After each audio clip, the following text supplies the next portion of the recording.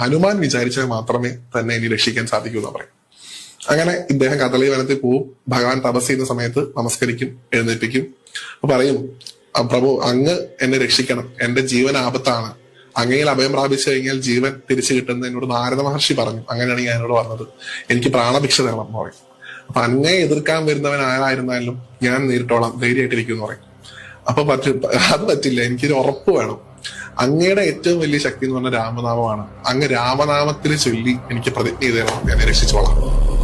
അപ്പൊ അതിനെന്താ ഒരു കുഴപ്പമില്ല, രാമന്റെ നാമത്തിൽ ഞാൻ നിനക്ക് സത്യം ചെയ്തു തരുന്നു, നിന്നെ ഞാൻ രക്ഷിക്കും.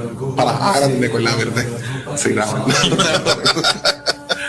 ഹനുമാന് ഒരു ഭാവഭേദം ഉണ്ടായില്ല, അദ്ദേഹം ചിരിക്കുകയാണ് പറയുന്നത്, അങ്ങനെ ആവട്ടെ, ഒരു കുഴപ്പമില്ല. രാമനൊരു വാഗ്ദാനം കൊടുത്തിട്ടുണ്ടെങ്കിൽ അത് ചെയ്തേ സാധിക്കൂ, മാറ്റാൻ പറ്റില്ല എന്ന് പറയും. അപ്പൊ ഭഗവാനും പറയും, ഹനുമാനും പറയും, അങ്ങയുടെ നാമത്തിന്റെ പുറത്തിലാണ് ഞാൻ ശബ്ദം ചെയ്തിരിക്കുന്നത്, അതെനിക്ക് മാറ്റാൻ പറ്റില്ല എന്ന് പറയും.